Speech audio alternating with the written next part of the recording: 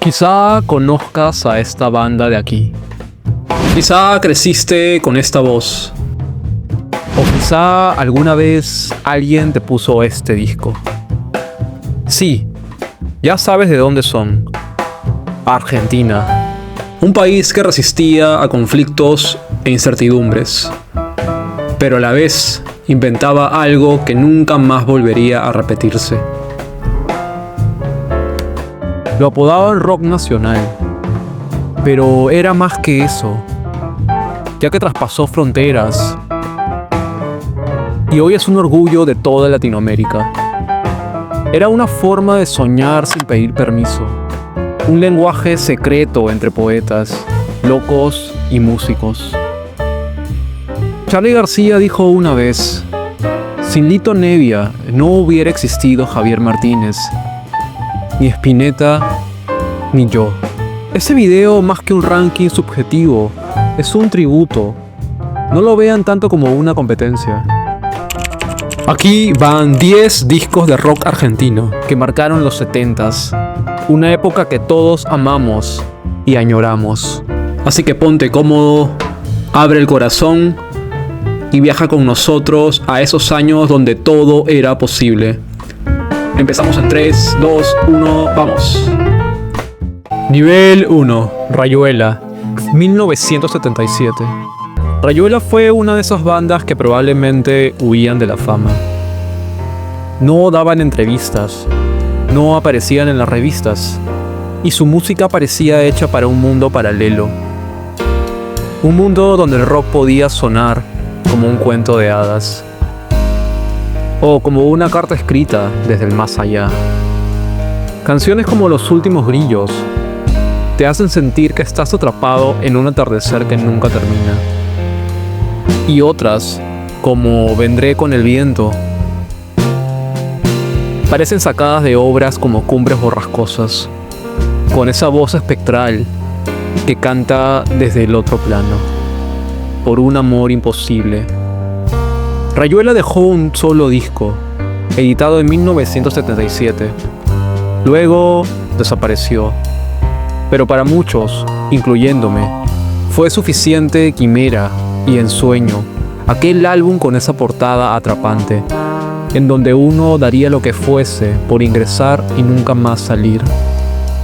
Un estilo bastante genesiano y de Camel, gracias a las flautas tan encantadoras. Nivel 2. Humanos, Pastoral, 1976. En 1976, Pastoral editó el disco que marcaría su consagración definitiva. Humano fue el punto más alto en la carrera de Alejandro de Michel y Miguel Ángel Eurasquín. Un álbum complejo, subjetivo, existencial, donde antes había cierto vuelo surrealista. Ahora había una mirada cruda sobre la vida y la muerte. Desde la apertura con el track Humanos quieren llamarse, hasta el viaje final entre Me desprendo de tu vientre y De regreso a tus entrañas, el disco se presenta como una obra conceptual que narra el sufrimiento del ser humano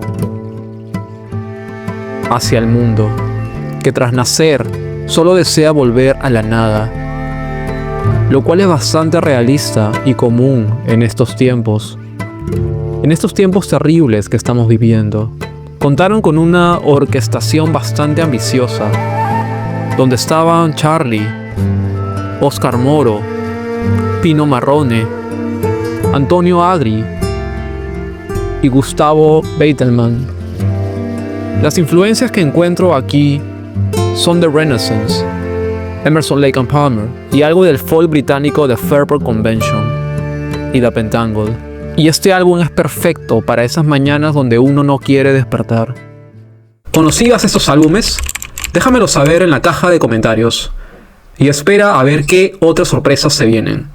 Estos son 10 álbumes de rock nacional que marcaron los 70s, aquí en Music on Places. Nivel 3. Pinta tu aldea, Alas, 1977. Ni Genesis ni Emerson podrían tocarlo, aunque tengan todos los elementos técnicos. No podrían porque no lo conocen, no han mamado este sonido de Buenos Aires. Esto fue lo que dijo Pedro Aznar sobre su banda Alas. Y quizá no se equivocó. Pinta tu aldea es quizá menos penumbrosa que Humanos de Pastoral. Editado en 1987, Pinta tu aldea fue el segundo y último trabajo de una banda compleja y suculenta a la vez. Alas fue un trío liderado por Gustavo Moreto, junto a Carlos Riganti en batería y un joven Pedro Aznar. El álbum toma su título de una frase atribuida a Tolstoy: pinta tu aldea y serás universal, y representa un ambicioso cruce entre el jazz rock, el tango y el folclore argentino.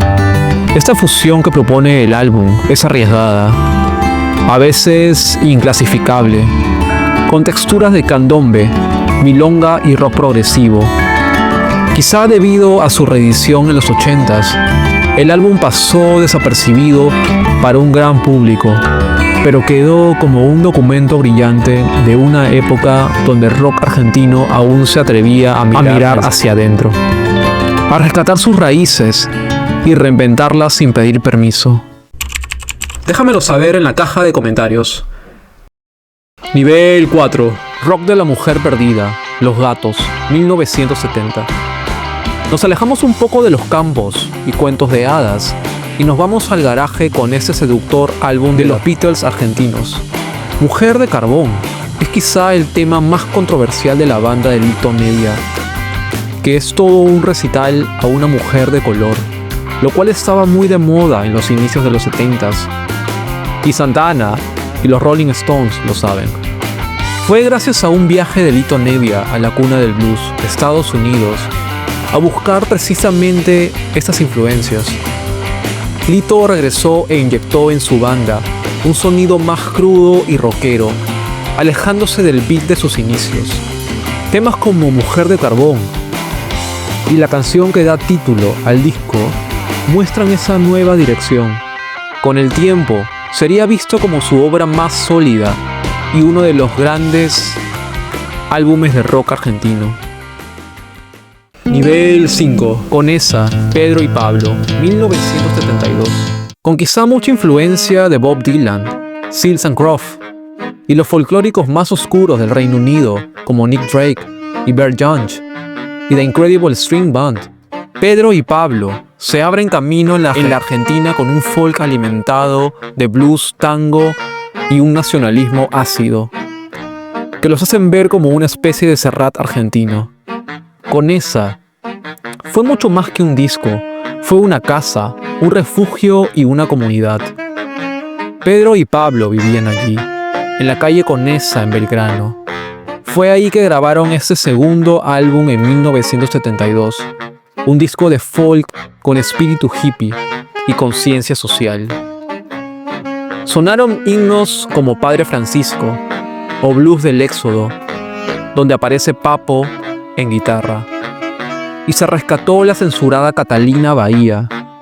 Con esa fue el eco de una quimera porteña, músicos viviendo en comunidad, creando sin filtros, creyendo todavía que la música podría revolucionarlo todo. Nivel 6. Por Sujeto, 1976. Sería injusto decir que esta es solo una de las muchas bandas de Charlie, o una versión resucitada de Sui Generis, ya que es mucho más que eso. Es mucho más que un dúo, y mucho más que un supergrupo. Por Sujeto fue un supergrupo nacido de la amistad. Charlie, Nito, León, Porqueto y María Rosa Llorio se juntaron en 1974 para pasarla bien.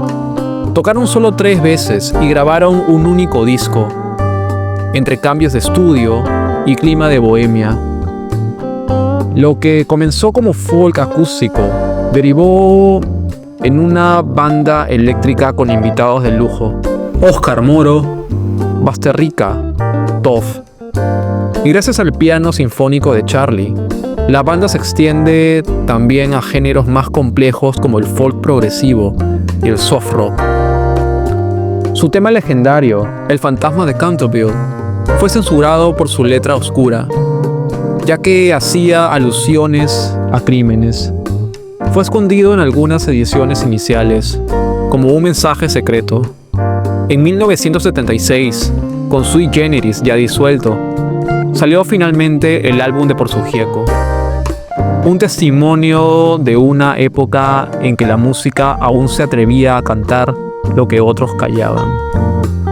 Hey, ¿sigues aquí conmigo? Bien, apóyame dando like y compartiendo este trabajo. Y por supuesto, con un suscribir. Vamos, que no te cuesta nada.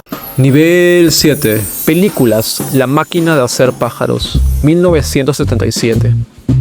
Con ciertas influencias a Weather Report, Herbie Hancock y Return to Forever, La máquina de hacer pájaros nos regaló un virtuosismo algo elitista, haciéndonos conocer a un Charlie más globalizado y complejo.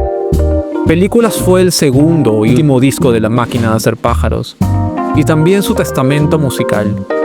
La banda alcanzó aquí una compenetración notable, con un sonido más sólido, audaz y sofisticado. El disco profundiza en el jazz rock, con toques de Latin jazz y arreglos sinfónicos. Desde el instrumental inicial hacia el cierre explosivo, con En las calles de Costa Rica, todo suena más libre y ambicioso. Hipercandombe deslumbra con su base afro-brasileña. El vendedor de las muñecas de plástico mezcla sátira con atmósfera de piano bar. Ruta Perdedora es una joya melancólica del progresivo argentino. Las letras revelan el lado más oscuro y emocional de Charly García. No hay suites largas, pero sí un derroche de ideas bien ejecutadas. Películas es una despedida temprana, pero inolvidable. Nivel 8. Miguel Abuelo et Nada, Miguel Abuelo, 1973.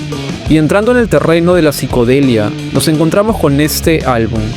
Miguel Abuelo suena mucho a los folclóricos británicos de la época, como Mike Heron, de The Incredible String Band, y la banda Comus. Sin embargo, su portada dulce no nos advierte de una parcial carga de rock pesado, y hasta algo de heavy metal, con ligeros guiños a Deep Purple y Sabbath. Grabado en 1973, en Francia, durante su exilio, Miguel Abuelo et Nada es un disco de culto considerado uno de los mejores del rock argentino. Fusiona folk y rock pesado, con una calidad sonora inusual para la época. La edición local respeta el arte original y presenta al grupo completo, pese a que fue lanzado como si fuera un disco solista. La banda llamada Nada nació de la química entre Miguel Abuelo y Daniel Esbarra durante las sesiones. Para muchos, este álbum es un eslabón perdido del rock nacional. Nivel 9. Muerte en la Catedral, Lito Nebbia, 1973. Charly García dijo una vez: sin Nebbia no hubiera existido Javier Martínez, ni Spinetta, ni yo. Y Muerte en la Catedral, de 1973, lo demuestra. En este cuarto álbum, Lito Nebbia se aleja del rock tradicional y se adentra en terrenos más libres y sofisticados junto al trío que formó con Jorge González y Néstor Astarita. Improvisación, armonías complejas y un espíritu avant-garde conviven con letras más elaboradas y una clara búsqueda artística. El propio Lito lo definió como una ruptura con las fórmulas del rock, un disco maduro que expande los límites sin preocuparse por etiquetas. Una obra esencial para entender la evolución del rock argentino. Déjamelo saber en los comentarios. Nivel 10. Aquelarre, 1972. Cuando Almendra se disolvió, el rock argentino se partió en tres caminos. Uno se llamó Pescado Rabioso, otro Color Humano, y el tercero, quizás el menos ruidoso al principio, llevó el nombre de Aquelarre. Emilio de Guercio y Rodolfo García se unieron al joven Héctor Stark. De ese cruce de generaciones nació una propuesta distinta. Ni blues clásico y psicodelia pura, sino un rock progresivo sutil, con pinceladas de jazz, pop barroco y una distorsión que no gritaba, sino que sugería. Su disco debut, editado en 1972, fue un manifiesto de madurez y trabajo colectivo. Canto desde el fondo de las ruinas es quizás su tema más digerible de un álbum tan pero tan complejo. Y así fueron 10 álbumes que marcaron no solo una década, sino una forma de sentir. Y esto solo fue la primera parte. Discos nacidos en un país resistente y elegante, habitado por almas que hacían música de ensueño, lucha y elegancia. No eran solo canciones, fueron, son y serán refugios para muchos de nosotros, que a veces no sabemos a dónde ir, refugios que aún están intactos. Porque el rock nacional no fue una moda, fue memoria, identidad, fue resistencia. Y eso nunca se olvida. Gracias por quedarte conmigo hasta aquí. Y espero que realmente hayas disfrutado de este humilde trabajo. ¿Me ayudarías con suscribirte a este canal? Vamos, no cuesta nada. Cuídate, nos vemos.